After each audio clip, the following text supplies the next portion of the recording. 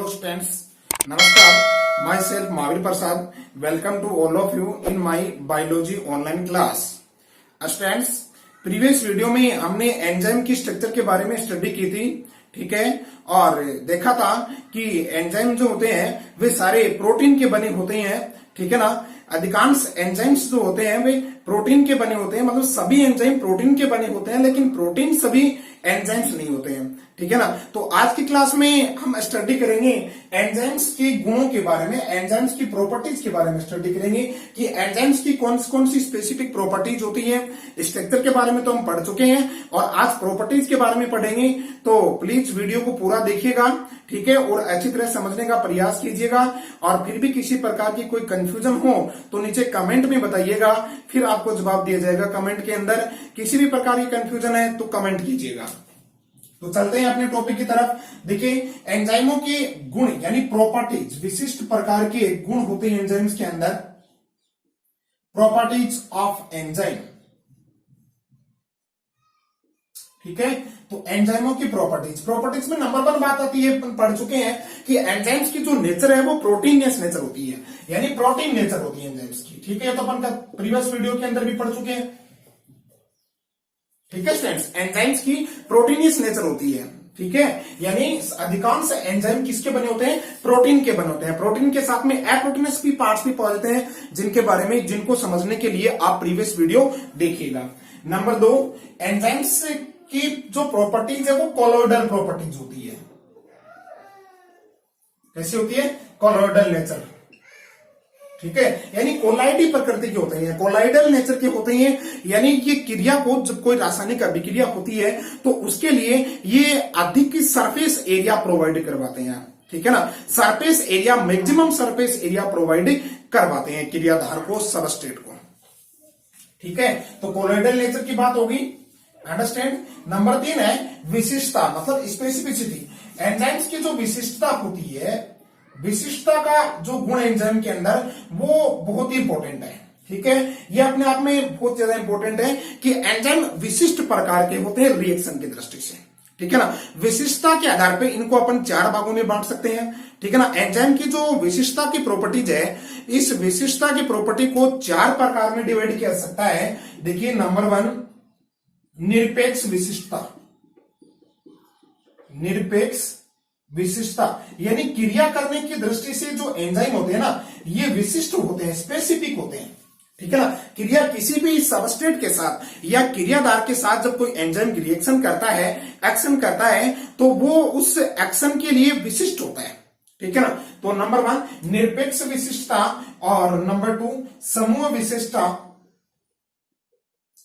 सामूहिक विशिष्टता या समूह विशिष्टता, ठीक है। और नंबर 3 समूह विशिष्टता और नंबर 3 बंध विशिष्टता,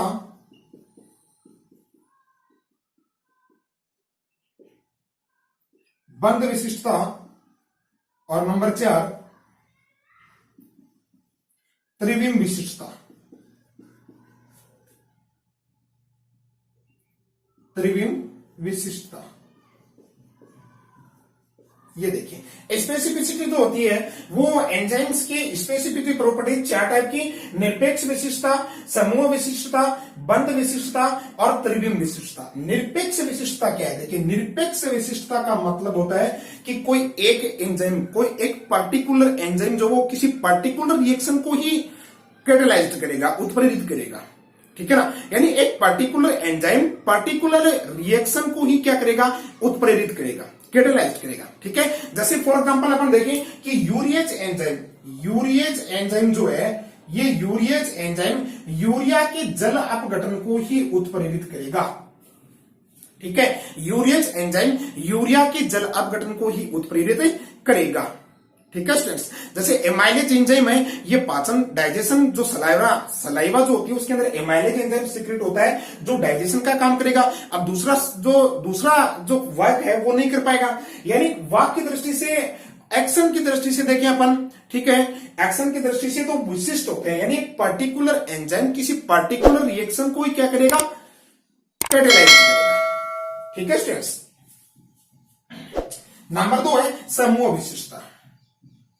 समूह विशिष्टता, तो एंजाइमों के बारे में अपन एक बात तो अपन ने पढ़ी कि एंजाइम जो होते हैं जीवों की उपापचय क्रियाओं के लिए बहुत ही आवश्यक होते हैं, ठीक है ना। जीवों की उपापचय क्रियाओं के लिए बहुत ही आवश्यक होते हैं और ये जैव रासायनिक अभिक्रियाओं में पार्टिसिपेट करते हैं, जैव रासायनिक अभिक्रियाओं को उत्प्रेरित करते हैं, इसलिए एंजाइमों को जैव उत्प्रेरक भी कहा जाता है, ठीक है ना। समूह विशिष्टता, कुछ एंजाइम ऐसी होती हैं जो पदार्थों के समूह पर रिएक्शन करते हैं, ठीक है ना। पदार्थों के समूह की जो रिएक्शंस होती हैं उनको उत्प्रेरित करते हैं, कैटालाइज्ड करते हैं। जैसे फॉर एग्जांपल हेक्सोकाइनेज एंजाइम है, हेक्सोकाइनेज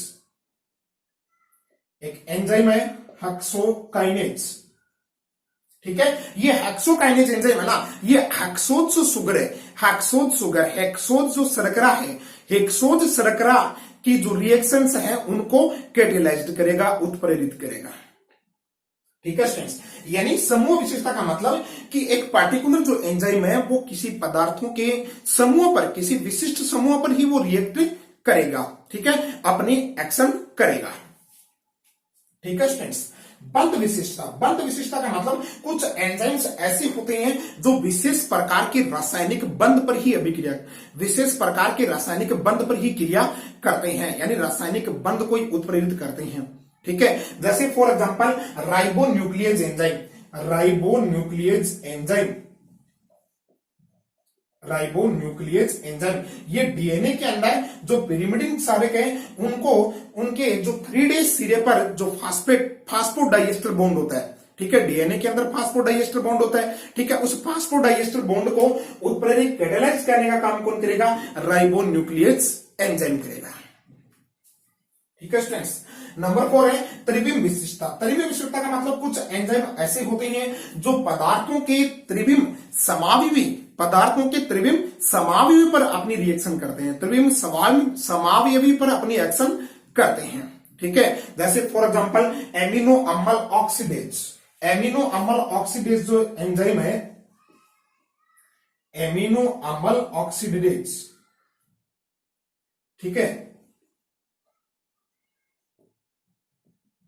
ये एंजाइम है ना, ये एल एमिनो अम्ल, एल लियो, एल जो एमिनो अम्ल है उसकी होने वाली जो रिएक्शन है उन्हीं को उत्प्रेरित करेगा, ठीक है स्टूडेंट्स। तो इस प्रकार से एंजाइम्स के अंदर ये 4 प्रकार की विशिष्टता फाउंड होती है, 4 प्रकार की विशिष्टता पाई जाती है, ठीक है।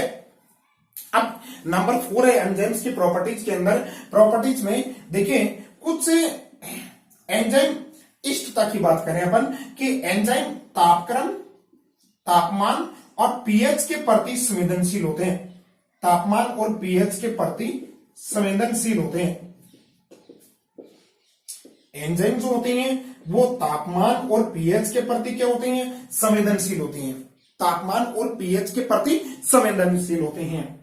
नंबर 5 है इनका मोलिकुलर वेट उच्च होता है, यानी आणविक भार, आणविक भार, एंजाइम्स का जो आणविक भार है वो क्या होता है, उच्च होता है, हाई होता है, ठीक है।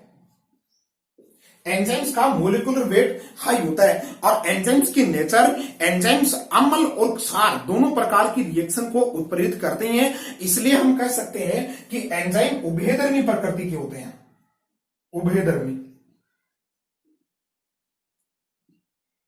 ठीक है। एंजाइम्स की जो प्रकृति है अम्ल व क्षार के आधार पर कैसी होती है, उभयधर्मी प्रकृति होती है, ठीक है स्टूडेंट्स। एंजाइम की प्रकृति कैसी होती है, उभयधर्मी, यानी अम्ल व क्षार दोनों से होने वाली जो रिएक्शंस होती हैं उनको उत्प्रेरित करते हैं, ठीक है स्टूडेंट्स। नेक्स्ट है संदमक, मतलब एंजाइम्स होते हैं ना ये कुछ संदमक पदार्थ होते हैं, संदमक पदार्थ, ठीक है। संदमक पदार्थों के द्वारा इनकी, संदमक पदार्थों के द्वारा इनकी जो उत्प्रेरण करने की जो रेट है, ठीक है, उसको कम किया सकता है। संदमक पदार्थ जैसे साइनाइड है, ठीक है, साइनाइड क्या करता है, एंजाइम की उत्प्रेरण की जो क्रिया उसको संदमित कर देता है, तो संदमित होने की प्रक्रिया भी इनके अंदर पाई जाती है। कुछ विशेष प्रकार के संदमक पदार्थ होते हैं, ठीक है ना, वे पदार्थ जो एंजाइम क्रिया को कम कर देते हैं, संदमित कर देते हैं, उनको संदमक पदार्थ कहते हैं। जैसे फॉर एग्जांपल साइनाइड है, ये एंजाइम की क्रिया को क्या कर सकता है, संदमित कर देता है, ठीक है स्टूडेंट्स।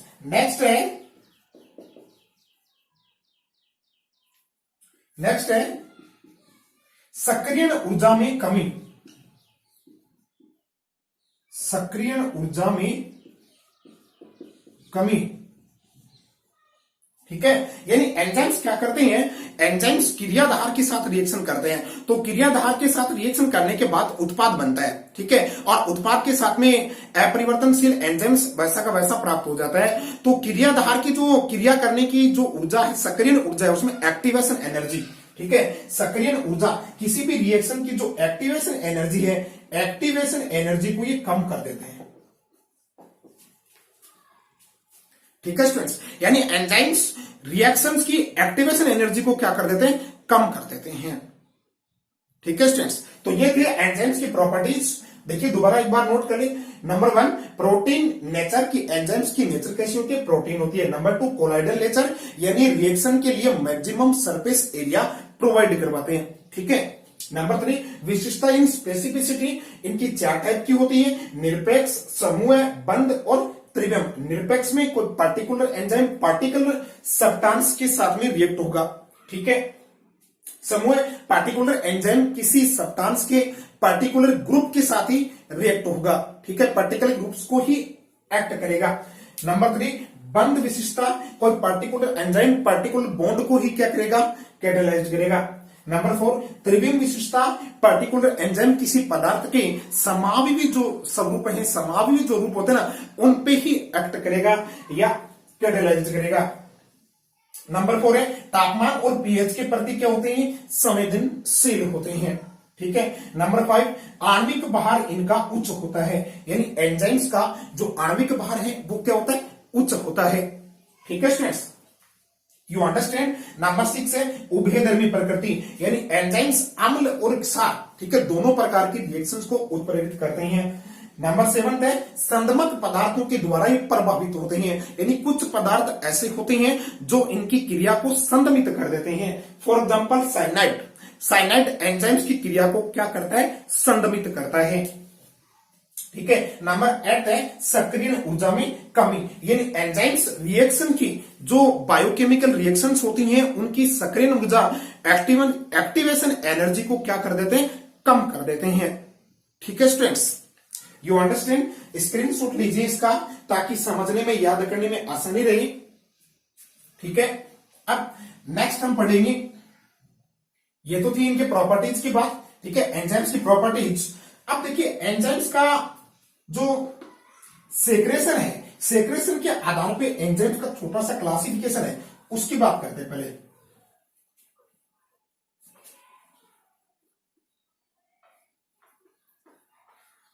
देखिए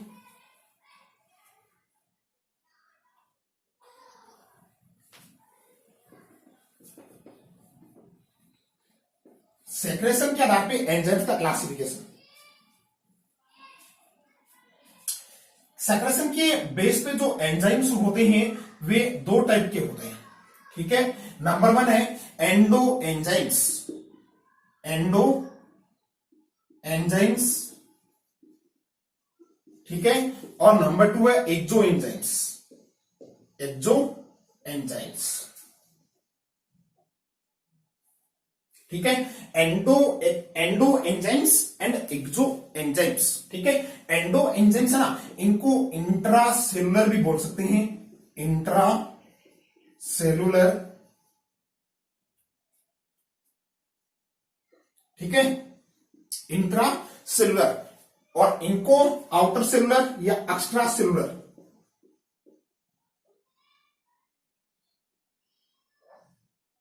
ठीक है,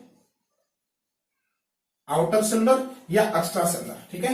एंडो एंजाइम्स, एंडो एंजाइम्स क्या होते हैं, सेल के अंदर सीक्रेट होते हैं, ठीक है ना। एंजाइम्स सारे के सारे जीवित कोशिकाओं में सीक्रेट होते हैं, इस बात का हम पढ़ चुके हैं स्ट्रक्चर में कि एंजाइम्स जीवित सेल में सीक्रेट होते हैं। तो सेल के अंदर जो एंजाइम सीक्रेट होते हैं ना, उनको एंडो एंजाइम्स कहते हैं, और जो एंजाइम सेल के बाहर सीक्रेट होते हैं ना, सेल के बाहर सीक्रेट होने वाले एंजाइम्स को क्या कहेंगे, एक्सो एंजाइम्स कहते हैं। जैसे फॉर एग्जाम्पल फंजाई है, ठीक है, फंजाई और बैक्टीरिया, फंजाई और बैक्टीरिया जो सेल ना, ये बाहर आउटर एनवायरनमेंट में एंजाइम सीक्रेट करते हैं, ठीक है। जबकि अदर लिविंग बींग्स जितने भी है, ऑर्गेनिजम्स जितने भी हैं, उनके अंदर एंडो एंजाइम्स फाउंड होते हैं, यानी उनकी सेल अंदर क्या करती है, एंजाइम्स को सीक्रेट करती है और वे एंजाइम मेटाबॉलिक जो रिएक्शन होती है उनको कैटेलाइज करती हैं।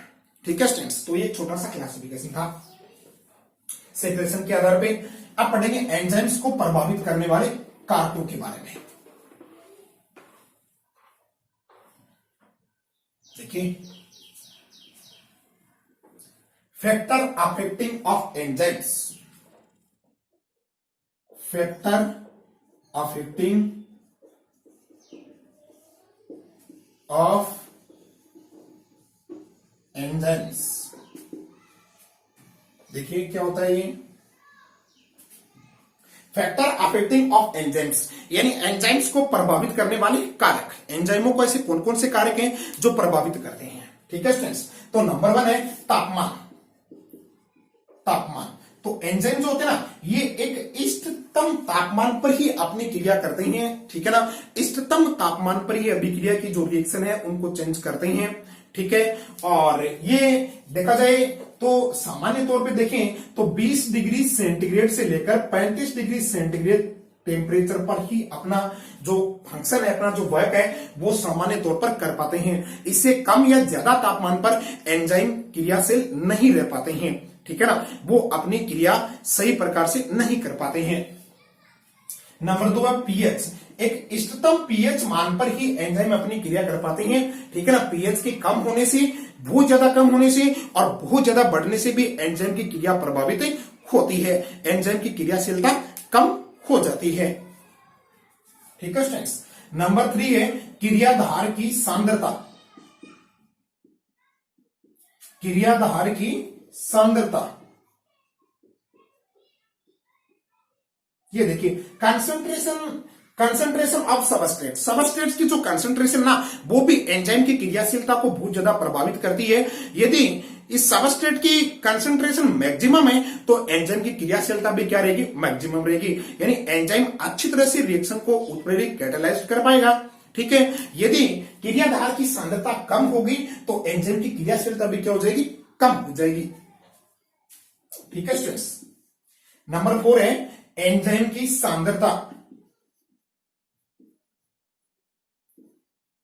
एंजाइम की सांद्रता,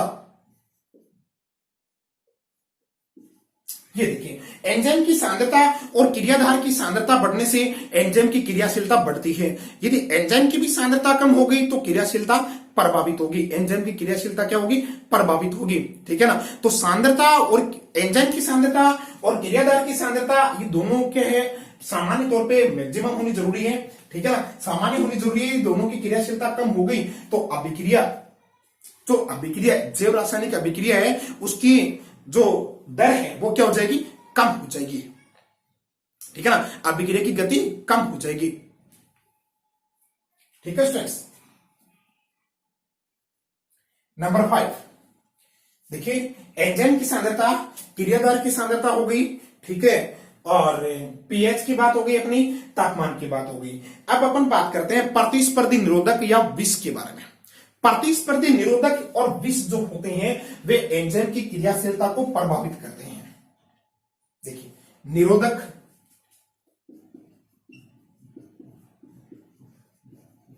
या विष, ये कुछ विशेष प्रकार के पदार्थ होते हैं, निरोधक या विष। ठीक है, निरोधक या विष, ये कुछ विशेष प्रकार के पदार्थ होते हैं। देखिए, निरोधक किसे कहते हैं, वे पदार्थ जो एंजाइम क्रिया को, एंजाइमों की क्रियाशीलता को कम कर देते हैं। ठीक है ना, वे रासायनिक पदार्थ जो एंजाइमों की क्रियाशीलता को क्या कर देते हैं, कम कर देते हैं। और क्रियाशीलता के कम करने से अभिक्रिया की जो वेग है, अभिक्रिया की जो दर है, वो भी क्या हो जाती है, कम हो जाती है। तो उन पदार्थों को निरोधक या विष कहते हैं। ठीक है, विष निरोधक यानी कमी, यानी वे पदार्थ जो एंजाइम की क्रियाशीलता को क्या कर दें, कम कर दें, क्रियाशीलता में कमी कर दें। ठीक है, तो ये जो निरोधक पदार्थ होते हैं ना, ये 2 प्रकार के होते हैं। ठीक है स्टूडेंट्स, यू अंडरस्टैंड, इंपॉर्टेंट बात है कि निरोधक पदार्थ 2 प्रकार के होते हैं। देखिए, नंबर 1 है प्रतिस्पर्धी निरोधक। प्रतिस्पर्धी निरोधक, ठीक है। और नंबर 2 है अप्रतिस्पर्धी निरोधक।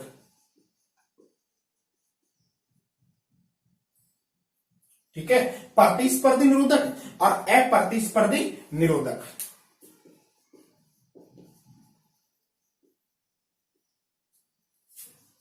देखिए प्रतिस्पर्धी निरोधक क्या होते हैं? वे निरोधक जो क्रियाधार के साथ प्रतिस्पर्धा करते हैं, ठीक है ना।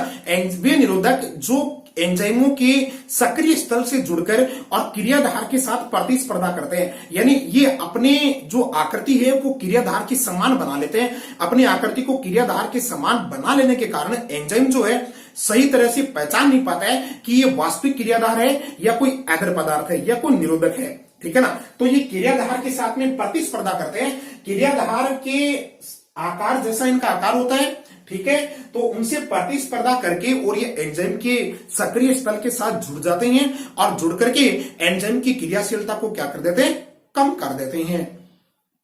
ठीक है स्टूडेंट्स, तो उन पदार्थों को क्या कहेंगे? प्रतिस्पर्धी निरोधक पदार्थ कहेंगे। ठीक है, जैसे फॉर एग्जांपल मैलिक अम्ल जो होता है वो सक्सिनिक अम्ल का प्रतिस्पर्धी निरोधक पदार्थ है।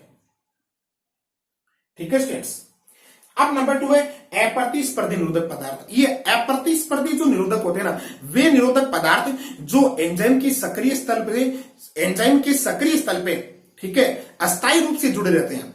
ठीक है, एंजाइमों के सक्रिय स्थल पे अस्थायी रूप से जुड़े रहते हैं और अस्थायी रूप से जुड़ करके उनकी संरचना में परिवर्तन कर देते हैं ताकि कोई भी सबस्ट्रेट है वो एंजाइम के एक्टिव साइट को पहचान नहीं पाता है। एंजाइम का जो एक्टिव साइट है वो भी सबस्ट्रेट को पहचान नहीं पाता है।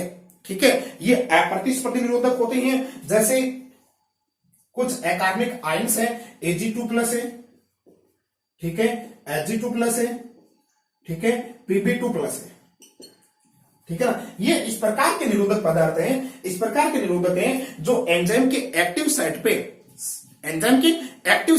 अस्थायी रूप से जुड़ जाते हैं।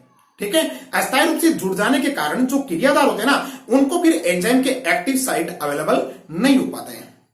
ठीक है ना, ये प्रतिस्पर्धा नहीं करते हैं, ये अस्थायी रूप से एंजाइम के मतलब ये क्रियाधार के साथ प्रतिस्पर्धा नहीं करके एंजाइम के एक्टिव साइट से अस्थायी रूप से जुड़ जाते हैं, जिससे क्रियाधार जो है एंजाइम की एक्टिव साइट को पहचान नहीं पाता है। ठीक है students, for example Pb2+, Ag2+, Ag2+। ठीक है स्टूडेंट्स, और प्रतिस्पर्धी निरोधक ये क्रियाधार के साथ में प्रतिस्पर्धा करेंगे जुड़ने के लिए। ठीक है, इनकी संरचना जो है वो क्रियाधार के समान होगी, जिससे एक्टिव साइट वास्तविक क्रियाधार को पहचान नहीं पाता है। ठीक है स्टूडेंट्स, इसे क्या कर देंगे? एंजाइम की क्रियाशीलता को कम कर देंगे। तो इनके जुड़ने से भी एंजाइम की क्रियाशीलता कम हो जाती है और प्रतिस्पर्धी निरोधक पदार्थों की वजह से भी एंजाइमों की क्रियाशीलता कम हो जाती है, जिससे अभिक्रिया की दर भी क्या हो जाती है? प्रभावित हो जाती है। प्रभावित होकर के वो कम हो जाती है। ठीक है स्टूडेंट्स, तो ये थे एंजाइमों की क्रियाशीलता को प्रभावित करने वाले कारक। तो एंजाइमों की क्रियाशीलता को प्रभावित करने वाले कारकों में मुख्य रूप से 5 कारक हैं। तापमान है, पीएच है, क्रियाधार की सांद्रता है, एंजाइम की सांद्रता है और निरोधक या विष है।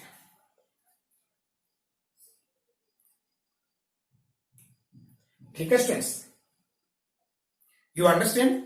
हाँ, एक और है इसमें, देखिए नंबर 6, अंतिम उत्पाद की सांद्रता। अंतिम उत्पाद की सांद्रता।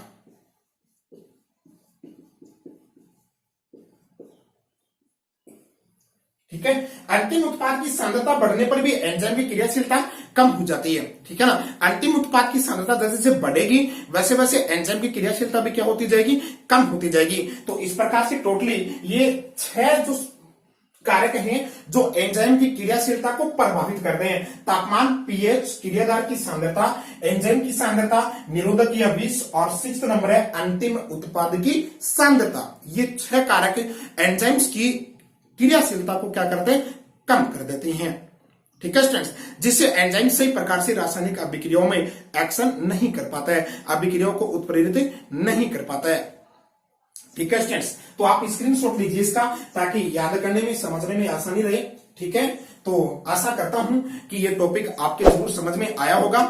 ठीक है, फिर भी यदि कोई प्रॉब्लम हो, कोई कंफ्यूजन हो तो नीचे कमेंट कीजिएगा। ठीक है, कमेंट में बताइएगा। ठीक है स्टूडेंट्स, तो thank you for watching my video. ठीक है, please like share and subscribe to my channel. ठीक है, और सब्सक्राइब के पास में जो बेल आइकन है उसको भी प्रेस कीजिए, ताकि आने वाले जो नए वीडियो हैं उनके नोटिफिकेशन आपको सबसे पहले प्राप्त हो। ठीक है, बेस्ट ऑफ लक, थैंक्स। मिलते हैं नेक्स्ट वीडियो में नेक्स्ट टॉपिक के साथ, तब तक के लिए गुड बाय।